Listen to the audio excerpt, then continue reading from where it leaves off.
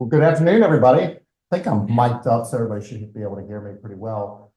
Thanks, Ed, for the introduction, and thanks to everybody who came out today. As Ed mentioned, my name is Stephen Wilson. I serve as the Executive Director for the St. John's Church Foundation. As Ed mentioned, we're a 501c3 nonprofit organization. We've been around since 1938, and we operate the educational programs at St. John's Church and preserve St. John's Church, which is, of course, the historic site where Patrick Henry delivered one of the most important speeches in our nation's history, where, on March the 23rd of 1775, 27 days before the first shots were fired at Lexington and in Concord up in Massachusetts, he delivered the immortal "Give me liberty or give me death" speech. And if you're doing the math, it is 3 months and a few days away from the 250th anniversary of that speech. And so what I'd like to do today is give you just a quick overview of our historic site. Just curious, by show of hands, I know we're a long ways from Richmond, about a 3-hour drive. I know you've been to St. John's Church because I saw you there. You've been to St. John's Church. You've definitely been to St. John's Church. And I see some hands in the back. Pretty good. Well, thank you for visiting. But I think that counts. Yeah. So what I'd like to do is give you an overview of the historic site, and then I'm going to take everybody back to the 4th grade for just a minute. No taxation without representation. We'll talk about, very briefly, talk about some of the events that led up to the big day in history. Then we'll focus on March 23rd, 1775 and the Second Virginia Convention. We will discuss who was there, including, I got George Washington on my socks today. He was there. He was one of 2 delegates representing Fairfax County. So we'll talk about who was there, whether they were loyalists, as many of them were, whether they were revolutionaries, as many of them were, or were they undecided, as some of them were.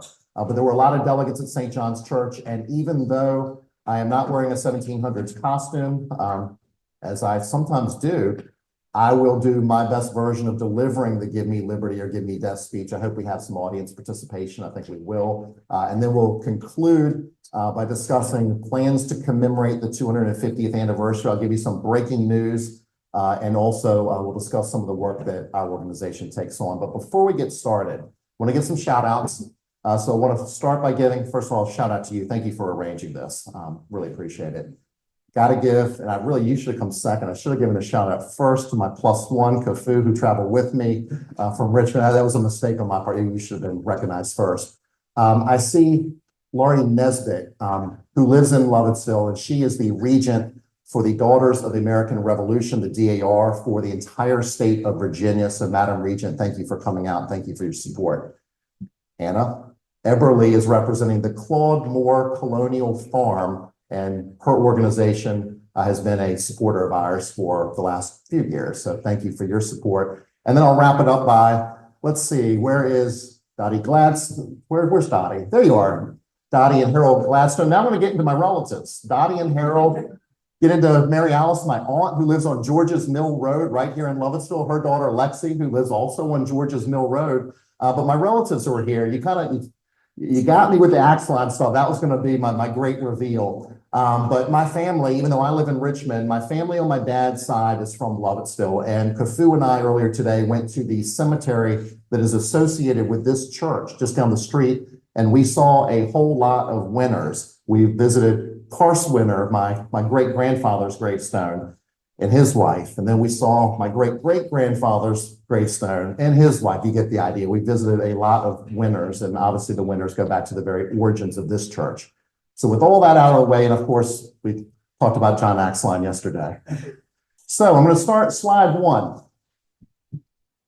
And I'm going to get on the move a lot. But slide 1, you're going to see St. John's Church on the left. That is our historic site. We are located in Richmond. We are located in the Church Hill neighborhood of Richmond. Church Hill is the oldest neighborhood in Richmond. Church Hill is named after St. John's Church. Richmond was founded in 1738. Construction on St. John's Church began shortly thereafter, and the doors to the church opened in 1741, making it, and it looked a lot different than that in 1741, but it made that church the oldest church in the city of Richmond.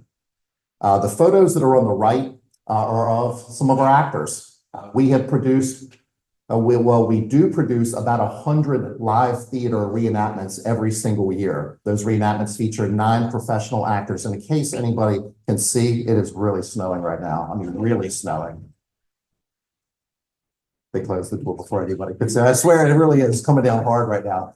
But we produce a lot of live theater reenactments that feature 9 professional actors in 1700s costumes that recreate what happened on the big day in history. Interestingly, we have between 35 and 40,000 visitors that come to our site every year. About 50% of those visitors come from outside of a 1 hour's drive to our historic site. So that's about roughly 20,000 tourist visitors. They come from around the state of Virginia, around the country, and they even come sometimes from other countries. And in the photo that is top right, that is a family that was visiting from Germany who came to our historic site last year. And I only included that photo just to show that, I mean, people internationally will come to our site because they want to visit the very place where Patrick Henry delivered his speech. Here you see a good overhead view of the church, which was taken by drone just a couple of years ago. I don't know if I'll be able to touch the screen, but I want to get on the move again. So you see the bell tower. That is not original to the church. That was installed in 1829.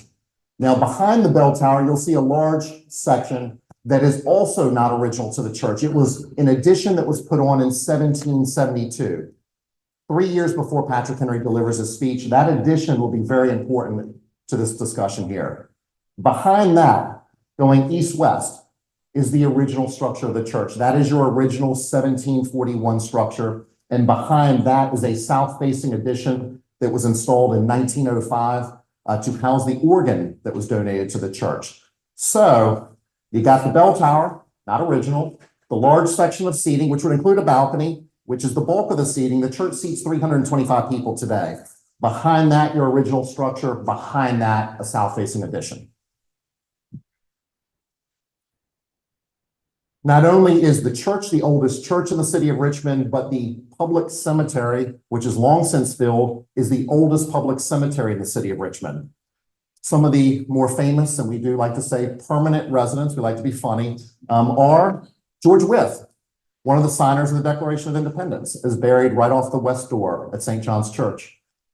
And Eliza Poe, who is the birth mother of Edgar Allan Poe. Some of you may know that while Edgar Allan Poe died and is buried in Baltimore, he grew up in Richmond.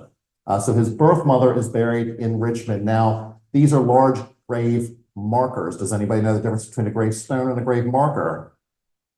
Okay. Grave markers come later. So these are not original gravestones. I believe both of those grave markers were installed in 1922. They were certainly both installed in the early 1920s. This is the oldest gravestone in our cemetery, which is the oldest gravestone in the city of Richmond. 1751, interestingly, not the oldest burial at St. John's Church. Churches opened in 1741, people start dying, and in the mid-1740s, the senior warden of the church passes away, and he is buried underneath the church. But he doesn't have a gravestone. This is your first gravestone, dating back to 1751. So some fast facts about the churchyard. There are about 3,500 people buried at St. John's Church. For those of you who raised your hands, if you remember visiting, remember walking the churchyard, there's a lot of green space. So it does not look like there is anywhere close to even 1,000 people buried in the churchyard. Notice the next bullet point, 400 gravestones. So you can do the math on that. That's about between 1 in 8 and 1 in 9 have a gravestone. A lot of folks back in the late 1700s and early 1800s were buried without gravestones. Stick in the ground. Now, there was some vandalism that occurred, but many people buried without gravestones. Interestingly, the question we get a lot is there's a lot of stacking, meaning grave, grave, grave, not too much.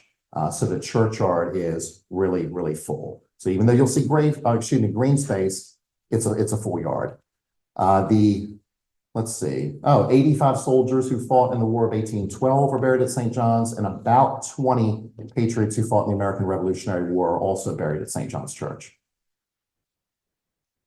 Some more cemetery info. The public cemetery was opened in 1799, but you heard me say that the first gravestone dates back to 1751.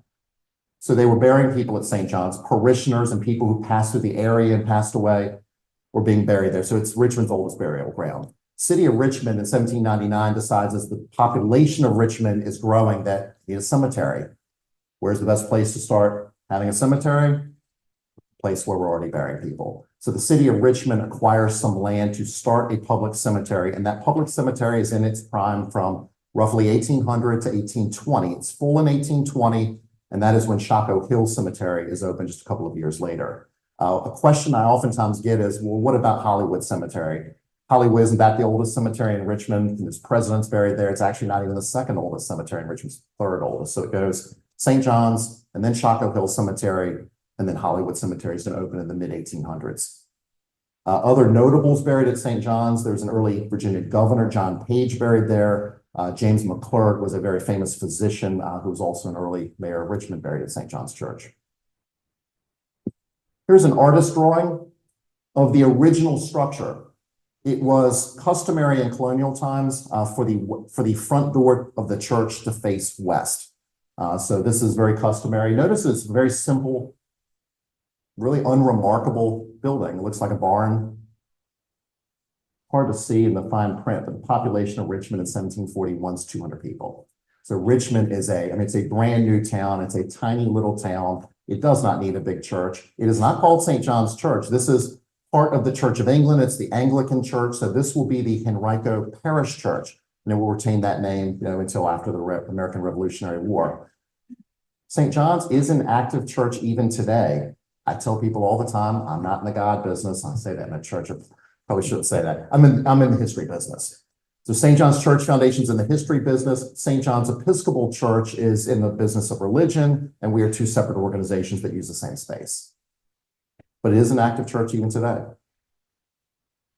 This is an artist drawing taken in 1775. This is the year that Patrick Henry delivers his speech. This image looks very similar to the one that you just saw, but if you look to the left, you can sort of see that addition that you would have seen in the drone shot. So this is a little bit of a larger church now, and the population of Richmond at this point is 600 people. Here's some interior images of the church. The image on the left features a sounding board. Has anybody ever seen a sounding board? I'm sure, Laura, you have. So that is generally regarded, and what I mean by that is the thing with the sun on it, generally regarded as the finest sounding board in the state of Virginia. Cost our foundation a little over $100,000 to repair that. It was a shabby piece of wood until we repaired it. So it is the colonial version of sound system. And it's the most valuable thing in the church, one of the only original things still in that church. Now, the image on the right is a photo of a postcard taken from the 1940s. That's essentially what the church looks like today. And if I walked in today and saw that image, that's basically what the church looks like. We have stained glass windows. They are not original to the church, but they are old. So I like to say they are part of the historic fabric of the church, and they date from 1880 to 1920. They are not Tiffany windows. That's a question we get a lot. They are of the Tiffany style. I would say every bit as good as a Tiffany, but Tiffany was not the manufacturer. Let's get into Patrick Henry. So this is a very famous image that dates to the 1870s. You can see it at the Library of Congress. It doesn't look like a church. You see a lot of tables. I don't see any pews. Notice that column right in the middle. It's hard to see, but you'll see a column there. And if you look over to the right, it looks like there's another column. And then there's a balcony up top. It looks like it might wrap all the way around the building. I will just say that this is not historically accurate. Those columns never existed in the church. That balcony never wrapped all the way around. But it's a very famous image, probably the most famous image of Patrick Henry delivering a speech. All right. No taxation without representation. We've all heard that probably 1,000 times. So I want to just very quickly go through the chronological events that led to March 23rd, 1775, starting with the Tea Act. May 10, 1773, the Tea Act is passed. It takes about a half a year till we get to December 16, 1773, and that's when the Sons of Liberty board the ships in Boston, and they dump 342 chests of tea in the Boston Harbor, an event that we all know as the Boston Tea Party, an event that celebrated its 250th anniversary about a year ago. England is going to hear about what happened in Boston. And they are going to retaliate by passing, and Parliament's going to pass the coercive acts. In the colonies, they're going to call this the intolerable acts. And the intolerable acts are going to include the closing of the Port of Boston, which is going to have a detrimental effect for obvious reasons on the economy in Massachusetts. It's also going to include the Quartering Act. British soldiers are going to get sent over to Boston. They're going to get housed in private residences' homes. Obviously, the homeowner's not going to be very happy about this. You're going to have to feed these British soldiers. They're not going to be happy about this. So tensions are really ramping up in New England. And you're probably wondering, why the heck am I talking about Boston? What does it have to do with Virginia? What does this have to do with St. John's Church and Patrick Henry? Well, in Virginia, your elected leaders, the members of the House of Burgesses, are monitoring the situation up in Boston. And they're concerned about specifically the closing of the Port of Boston, because same thing could happen in Virginia with the closing of the Chesapeake Bay. And if the Chesapeake Bay gets closed, we can't send any agricultural products back to Europe. Tobacco, it's an agricultural economy. It would have a devastating effect on the economy in Virginia. So the members of the House of Burgesses are concerned. They're watching the situation, and they decide that in mid-1774, they're going to show their support for Massachusetts by having a day of support. They're going to pray. They're going to show their solidarity. They're going to fast. And then the royal governor of Virginia, who was actually the last royal governor, John Murray, the Earl of Dunmore, better known as, I see you nodding your head, Lord Dunmore. He's the bad guy in the story. He is going to retaliate against the members of the House of Burgesses by dissolving them as a legal body. This is going to happen in the summer of 1774. This is going to be less than a year before we get to St. John's Church. So this is pretty rash, by the way. The members of the House of Burgesses are dissolved. They decide that they are going to meet, not include the governor, but they're going to meet in a series of meetings that are called the Virginia Conventions. Have you folks heard of the Virginia Conventions? I can see a lot of nods. There are going to be 5 Virginia conventions. They're also referred to as the Virginia Revolutionary Conventions. The first one is going to be held where you see this photo down at Colonial Williamsburg. You can go there today. It's the Raleigh Tavern. At the first Virginia convention, Peyton Randolph from Williamsburg is going to be named the president of the convention. I believe 28 delegates attended. I might be off on that number by a little bit, but it wasn't a particularly well-attended convention. And then if we move forward a few months, we're going to get to the second Virginia convention. That's going to be the one that everyone knows because that's the one that's going to be held at St. John's Church. It's actually a full week convention dating from March the 20th through to the 27th. The big day in history is going to be March 23rd. Now, we all know Henry's going to say, give me liberty or give me death. But before that happens, in the morning, Patrick Henry is going to propose a resolution. And he's going to say, resolve therefore that this colony be immediately put into a posture of defense, that a committee be appointed to prepare a plan for embodying, arming, and disciplining such a number of men as may be sufficient for that purpose. Patrick Henry is going to propose a resolution for Virginia to establish a militia to defend and position the colony for readiness for war against some other country. As John Kukla, some of you may have heard that name, he wrote the authoritative biography of Patrick Henry. He said that Patrick Henry drops a bomb on the delegates. There are 120 delegates there, and Patrick Henry's going to say we need to go to war. And this is 27 days before the first shots are fired at Lexington and Concord. We like to say that it was at St. John's Church where liberty found its voice, or where the spark for the American Revolution occurred. So you've got delegates like George Washington who are going to be for this resolution. You're going to have delegates, many delegates who are going to be against this resolution. You're going to have some who are going to be undecided, 120 delegates there. And then they're going to argue it out. So there's going to be for and against. Interestingly, why did they meet at St. John's Church? Well, remember, there's this big addition put on in 1772. St. John's Church becomes the largest building in the colony of Virginia west of Williamsburg. So it can accommodate the 120 delegates who come. The rector of the church, think that this is the Church of England. This is the Anglican Church. The rector of the church is a representative of England, but he is known as the Patriot Parson. Reverend Miles Selden allows them to meet there. He's sympathetic to the cause. So he says, hey, revolutionaries, you can come to St. John's or Henrico Parish and you can have your convention. And then reason number 3 is that there is distance between Williamsburg and Richmond, about 50 miles, and that will allow the delegates a bit of security in case Lord Dunmore sends the redcoats in, which ultimately doesn't happen. So for all of those reasons, St. John's is an ideal meeting location. So who was there? Well, you know that the guy that's on my socks was there, George Washington. He is one of 2 delegates that is representing Fairfax County, and he is going to be for Patrick Henry's resolution to arm. Thomas Jefferson is going to be representing Albemarle County. He's also going to be for the resolution. Edmund Pendleton, maybe some of you know that name. He's going to be representing Caroline County. He will be very much against the resolution. As he was in the first Virginia Convention, Peyton Randolph, he will be the president of the second Virginia Convention. Robert Carter Nicholas is the treasurer of the colony of Virginia. He's going to be against. Richard Henry Lee, of the famous Lee family who lives at Stratford Hall down in Westmoreland County, will second the resolution. So he is going to be on Henry's side all the way, as will Thomas Nelson. Benjamin Harrison will be against. Richard Bland is for. And on my mom's side of the family, not my Lovettsville side, but my 6th great grandfather, John Tabb, who probably nobody's ever heard that name. He's one of 2 delegates representing Amelia County, just west of Richmond. I always include him in the presentation for personal reasons. Loudoun County has 2 delegates. Now, I'm not an expert on this, but Loudoun County has 2 delegates at the convention. At the first Virginia Convention, they actually had 3. But Francis Payton and Josiah Clapham, I hope I'm pronouncing that name correctly, are the 2 delegates from Loudoun County who were there at the second Virginia Convention and, were present when Patrick Henry delivered his speech. I know nobody can see the fine print, but this is a list of all 120 delegates who were there. All right. I'm not wearing a 1700s costume, but can you be the president of the convention? Can you do that?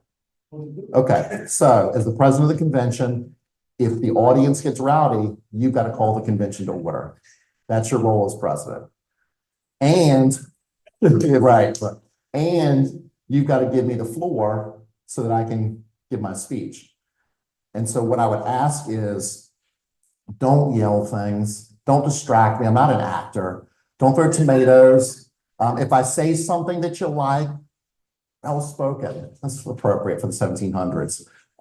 Here, things like that. Don't start yelling off of his head and stuff like that because it'll mess me up. All right, good. We don't have 120 here, but I think we'll have some some revolutionaries. We'll have some loyalists and maybe some folks who are undecided. But Mr. President, may I have the floor? The gentleman has the floor. Thank you, Mr. President. I'm sure that I'll have a light in my eyes. No man thinks more highly than I do of the patriotism as well as the abilities of the very worthy gentleman who have just addressed this house. But different men oftentimes see the same subject in different lights. So I shall hope that it not be thought of as disrespectful to those gentlemen if, entertaining as I do, opinions of a character very opposite to theirs, I shall set forth my sentiments freely and without reserve. This is no time for ceremony. The question before this house is one of awful moment to our country. For my own part, I shall consider it as a question of freedom or slavery. And in proportion to the magnitude of the subject ought to be the freedom of the debate. It is only in this way in which we can hope to arrive at the truth and to fulfill our great responsibility to God and to this country. Shall I hold back my opinions at such a time as this for fear of giving offense? I shall consider myself as guilty of treason towards my country and an act of disloyalty against a magistrate of heaven, who I revere above all earthly kings. Mr. President, it is natural for man to indulge in the illusion of hope. We are apt to shut our eyes against a painful truth and listen to that song of the siren until she transforms us into beasts. But is this the part of wise men engaged in an arduous struggle for liberty? Are we disposed to be among the number of those who, having eyes, see not, and having ears, hear not? Those things which so nearly concern our temporal salvation. For my own part, Whatever anguish of spirit it may cause, I am willing to know the whole truth, to know the worst, and to provide for it. I have but one lamp by which my feet are guided, and that is the lamp of experience. I know of no way of judging the future, but by the past. And judging by the past, I shall know what there has been within the conduct of the British ministry within the last 10 years that justify these hopes with which men solace themselves and this house. Could it be that insidious smile by which our petitions have been so lately received? Trust it not. Shall prove a snare unto your feet. Suffer not yourselves to be betrayed with a kiss. Ask yourselves how this gracious reception comports with these warlike preparations which cover our waters and darken our lands. Are fleets and armies necessary for a work of love and reconciliation? Have we shown ourselves so unwilling to be reconciled that force must be called in to win back our love? I beseech you, gentlemen, these are the implements of war and subjugation, the last arguments to which kings resort. And I ask you, gentlemen, what means this martial array if its purpose not to be to force us into submission? Can gentlemen assign any other motive for Great Britain in this quarter of the world to call for this accumulation of armies and navies? No, sir, she has none. They were meant for us. They could be meant for no other. They were sent to bind and rivet upon us the chains with which the British ministry has been so long forging. And what are we to oppose them? Should we try argument? We've been trying that for the last 10 years. What have we new to offer upon the subject? Nothing. We have held the subject up to every light by which it is possible, and it has all been in vain. Shall we resort to entreaty and humble supplication? But what terms shall we find that have not already been exhausted? I beseech you, gentlemen, we have tried everything to avert this storm that is now coming on. We have petitioned, we have remonstrated, we have supplicated, and we have prostrated ourselves before the throne to arrest its interposition into the tyrannical hands of the ministry and parliament. Our petitions have been slighted. Our remonstrances have produced additional violence and insult. Our supplications have been disregarded, and we have been spurned with contempt at the foot of the throne. There are no longer any English, no Scots, no Britons, only a set of wretches, sunk in luxury, cowards, who can no longer look the brave Americans in the face. If we wish to be free, if we wish to preserve, inviolate those inestimable rights and privileges for which we have been so long contending, and which we have pledged ourselves never to abandon until the glorious object of our attention be obtained, then we must fight. I repeat it, we must fight and appeal to arms and to the God of hosts is all that is left us. They tell us that we are weak, unable to cope with so formidable an adversary. But when shall we be stronger? Shall it be in the next week or in the next year? Shall it be when we are totally disarmed and there's a British soldier stationed in every house? Shall we gather strength through inaction? Shall we gather the strength of effectual resistance by lying supinely on our backs, hugging the delusive phantom of hope until our enemies have bound and shackled us hand and foot? No, we are not weak. If we make a proper use of those things which the God of nature hath placed in our power, 3 millions of people armed and in the holy cause of liberty, and in such a country as to which we possess shall be invincible by whatever force our enemies may send against us. Besides, we shall not fight our battles alone. There is a just God who will raise up forces to fight our battles for us. The battle is not to the strong alone. It is to the active, vigilant, the brave. Besides, we have no election. Even if we were base enough to desire it, it is already too late to retire from the contest. Our chains are forged. Their clanking be heard upon the plains of Boston. The war is inevitable. And let it come. I repeat it, let it come. It is in vain to extenuate the matter. Gentlemen might cry, peace, peace, but there is no peace. The war has actually begun. The next gale that sweeps from the north shall bring to our ears the clash of resounding arms. Our brethren are already in the field. Why stand we here idle? What is it that the gentlemen wish? What would they have? Is life so dear, a peace so sweet as to be purchased at the price of chains and slavery? Forbid it, Almighty God. I know not what course others may take, but as for me, give me liberty or give me death.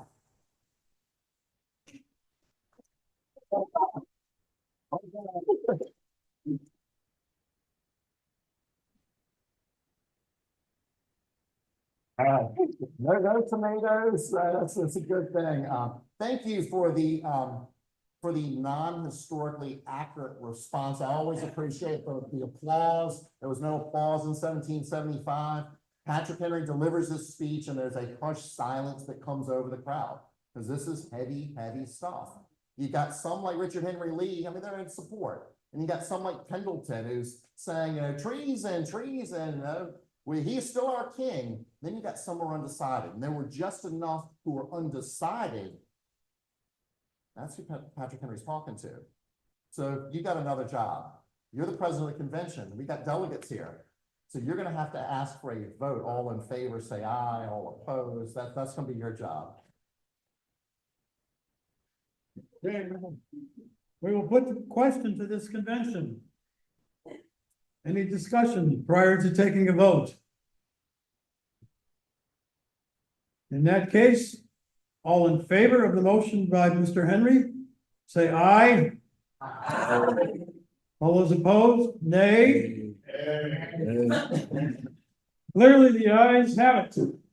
Thank you, Mr. President. So the vote wasn't particularly close today, but it was close in 1775. The vote does pass by a voice vote by just 4 or 5 votes out of the 120 delegates who were in attendance.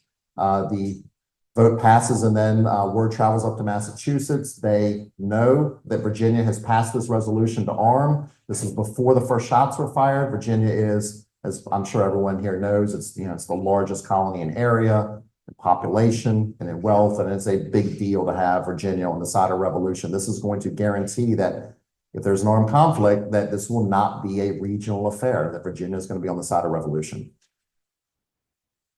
Some images of Give Me Liberty or Give Me Death. These were taken in Tiananmen Square in 1989.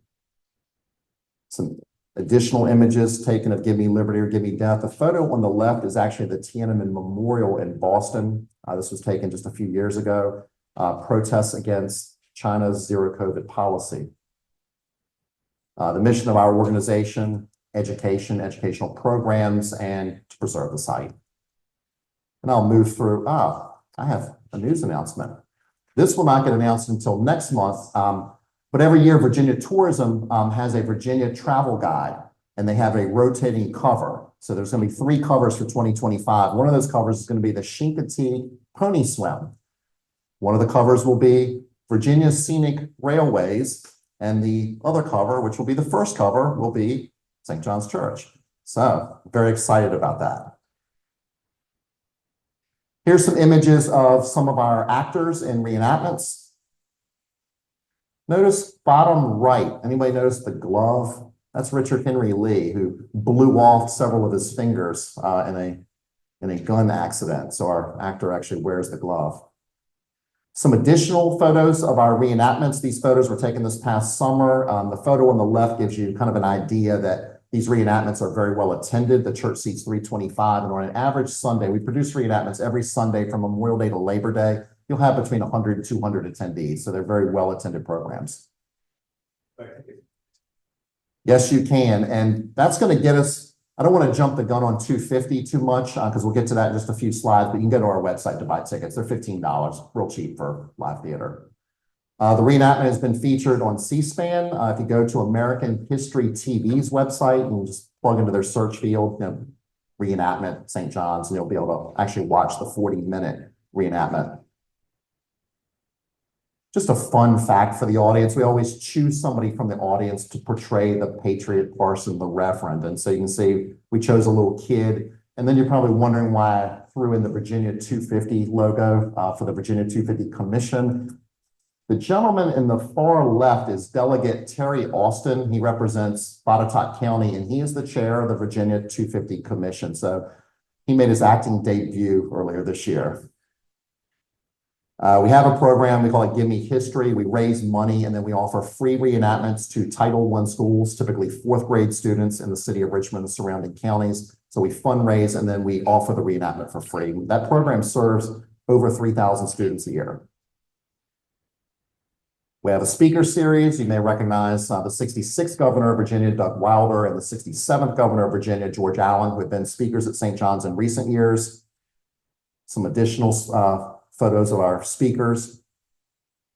Our speakers this year included Christy Coleman, the CEO of the Jamestown Yorktown Foundation, and I will go ahead and let another cat out of the bag. Our speakers next year will include Ken Ruscio. He's a past president of Washington and Lee University. We'll include Woody Holton, a famous historian down at the University of South Carolina, who is the son of former Virginia Governor Linwood Holton, and he is the brother-in-law of United States Senator Tim Kaine. So these are a couple of the speakers we'll have next year.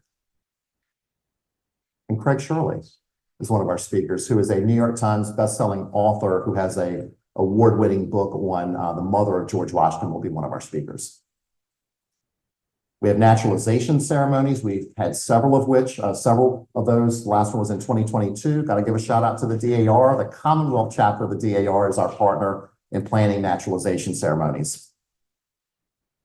And since I'm talking about the DAR, they also help us with historic preservation. These are photos of the Chesterfield Courthouse chapter. This is going to be near the city of Richmond, who came out to do some gravestone cleaning. Historic preservation is our number one goal. And if we don't preserve the site, we don't have a site, we're out of business. So raising money to preserve the site is our top priority.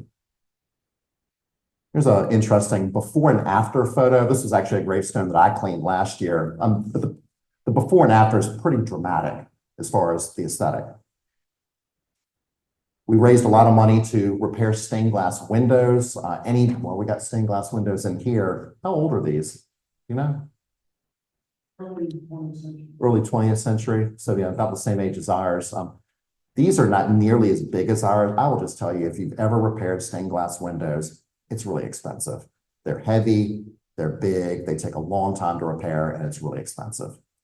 So we raised almost $500,000 to repair many of the stained glass windows at St. John's, but also to repair 70 gravestones, which is the biggest undertaking we've ever had in our churchyard. All right, we got to wrap it up at 250. So the 250th anniversary is going to be on Sunday, March the 23rd of next year, 3 months away in a few days.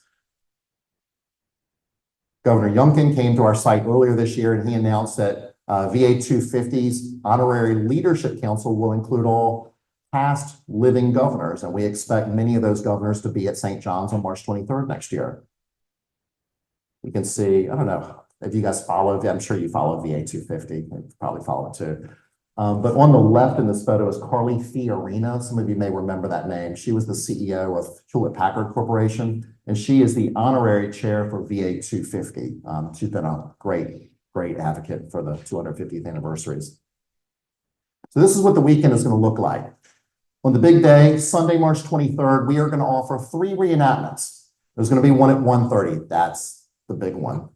You got tickets, didn't you? Good. It's sold out. However, you'll have a ticket. VA250.org, anybody with an internet connection can watch the reenactment. You're going to want to do that, because I got another announcement coming. 3:30 reenactment's already sold out. There's another reenactment at 5:30, which we still have tickets for. So you can come down to St. John's on the big day. As I mentioned, the first reenactment's going to be streamed. The first reenactment will be introduced by a celebrity. We have not announced this to the public. You're going to hear in just a second. We don't get to announce this until next month. It's going to be big. And portraying the Reverend Miles Selvin, the Patriot Parson, will be at the 1:30 show, Dr. Ed Ayers. Maybe some of you know that name. He's past, okay, nodding your heads, past president of the University of Richmond. John Kuklo wrote the authoritative biography of Patrick Henry, will be making his acting debut. And somehow I have unearthed a Reverend Selvin descendant out of Alabama who will be portraying his ancestor at the 5:30 show. And we're actually going to have pop-up Liberty or Death reenactments all around the city of Richmond. So it's going to be cool. Here's our big news. I think it's the next slide. So this guy's going to be there. Ken Burns will be at St. John's. This is confirmed but not announced. And he will provide remarks about 5 to 7 minutes, kicking off our reenactment at 1:30. Now, I believe he's announced this. He has a series coming out next year, in the fall of next year. It's 6 parts, 12 hours, called The American Revolution. So he has his own interests. He's going to be plugging his big series that's coming up. But I believe this is going to be his first speaking engagement for a major 250th anniversary. If you think about it chronologically, you've had the Boston Tea Party. We like to think we're the big one next year in Virginia, and then everything will kind of shift down to Williamsburg. So Ken Burns is going to be there. He's actually going to be at the Altria Theater that night. I know this is not announced, so you're not going to tell anybody. And I'm being live. I mean, I think this is being recorded, but he'll be at the Altria Theater and he'll be giving a talk that night on the 250th anniversary day. That's in Richmond. That'll be a big deal. And so last slide, how can you support? Well, you can go to va250.org. You can watch the anniversary reenactment. It doesn't cost you anything. You can go to our website, click a button, start getting our e-news. And as any nonprofit will tell you, and you know this, any nonprofit will say, if you like what you hear, support. But I'd like to say, why don't you support this organization, the Lovettsville Historical Society, because you guys do great work. And certainly, if you want to support and what we do at St. John's, I'd be very appreciative. That's all I got. So no one asked me any questions during, and I learned something. I'll close on a joke. I learned something recently. Somebody said, if you ever get concerned that people are going to ask you questions during the presentation, just talk really fast. If you talk really fast, they feel like they can't get it in. So just, that's a little trick. But does anybody have any questions? No. Yes, ma'am.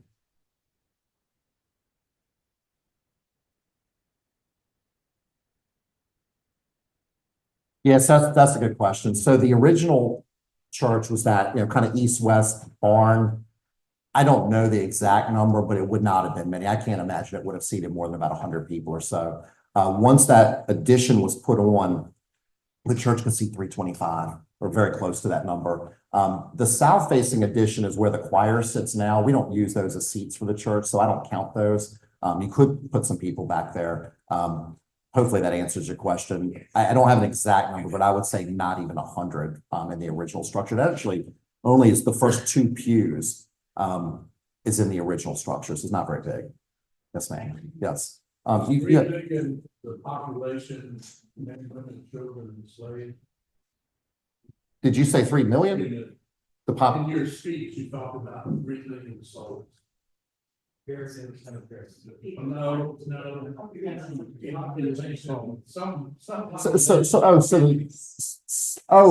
Yes, I'm sorry.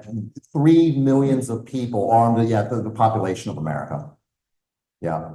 And then the population, since we're talking populations, of Richmond would have been 200 at the time the church was open, but the addition was put on about 30 years later and it got to 600. So Richmond was really small.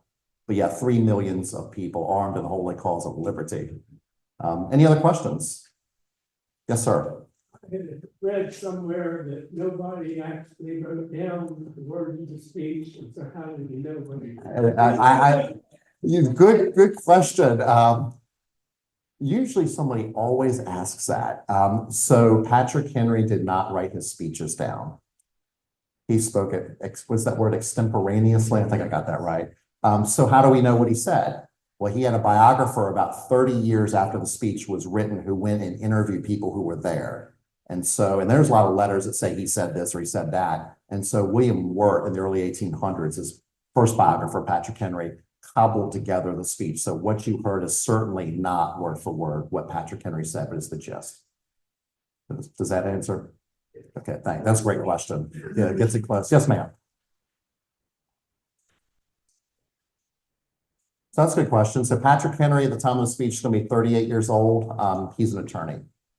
He is representing Hanover County, just north of Richmond, but he's pretty young. And notice the way the speech starts. It's, no man is basically speaking about, what is it? No man thinks more highly than I do of the patriotism and the abilities of a very worthy gentleman who just addressed his house. He's a lot younger than a lot of the delegates. And so he's showing deference to the more senior delegates who are there, but he's a youngish attorney at the time of the speech. Good question. Anyone else? Kind of do this like an auctioneer, going once, going twice. Yesterday on the resolves, that the raid on the arsenal. You want to say something about? I'd say you should say something on Well, that. what you say about what the raid was, the Dunmore did. I think you should, because you know more about it than I do. You still have the paper I gave you? It's in my car. My only copy? It's in my car. Go for it. Okay. All right, well, this is something I found on Loudoun County, a connection into Patrick Henry. In about a month, I guess, maybe a month after the speech, April 21st. Dunmore's raid, yeah. Dunmore, they raided the arsenal in Richmond and stole within the view of the colonists, the population, stole ammunition and arms and weapons that were supposed to be for the defense of the colony, and yet they're being removed from the people of the colony. So this caused quite an uproar, and Patrick Henry organized a group of independent militia company from Hanover County, this is what he was, Hanover County, and we're starting to march on Richmond, on Williamsburg, the capital at the time, to either seek restitution, recover the arms and ammunition, or seek restitution. Because in their view, and you can see how things at this point, the conventions regard themselves, they are the legitimate government of Virginia at this point. Dunmore is not. And Dunmore has declared himself an enemy. So they didn't go all the way to Richmond, because on the way they were informed that some restitution had been made, and they got from, I forget the official, I have my notes in front of me, 330 pounds payment and restitution for the ammunition. So this was being watched very closely, as you can imagine, at the time. So a number of counties in Virginia passed resolves in support of Patrick Henry, which included Loudoun County, which was on, you're nodding your head, I think it was May 25th. June 14th, 17th. No, that's the original results. This is something different. This is not the Loudoun resolves that we celebrated last year, which was June 14th, 1774. This was in late May, 2 months after the famous speech of 75, in which the Loudoun Committee, which was the Committee on Safety and Observation, passed a very strong resolution denouncing what Dunmore had done and pledging, I don't have the language here, but that we will, said that if any effort is made to follow this up with an attack on the population or those seeking restitution, that we will hazard everything to make sure this doesn't happen, and to support the cause of the colonies against Dunmore. So it's a strong statement. I haven't seen it before. You're nodding your head. You may have, but we will be circulating this. So that was done, and that's explicitly references Patrick Henry from Loudoun County. Just from the Loudoun Committee, to let you know that this is an appreciated program, and it is an official Virginia 250 program. Loudoun is going to be quite involved with having additional programs, so keep your eyes out. If you Google Loudoun Virginia 250, then you will get programs that we're having. But you can expect that most of these anniversaries will be commemorated in some sort of program, and various historic sites and offering lectures. And the Lovettsville Historical Society will continue to weigh in with regular programming that will get you up to speed on the 250. It's interesting that if you look back to this point, December 1974, 3 months, 4 months after Watergate had concluded, we were so very divided, and people were wondering if anything would happen to the much vaunted, but generally at that point ignored bicentennial. And if you consider that we too were divided, and yet the semi-quincentennial is coming, it's bearing down on us, the 250, I think we're going to find that organizations are very excited. And to see the amount of participation in Latins 250 committee by local governments, by local historical and preservation organizations, by schools, and libraries, you can look forward to some very interesting additional programming coming over the next 8 years or so. Is it possible to put that in the Loud now and the other papers? I mean, that's, I found out this week that I did not. And there's something down there in the corner. Generally, I mean, if you open that up, it's. Norman Star, a lot of that was. So, yeah. And Visit Loudon has these events, they're listing these events. As is the Loudon 250, is a website or is it part of it? It's part of the. Yeah. That's. So if anybody has any additional questions, I'm going to stick around for a few minutes.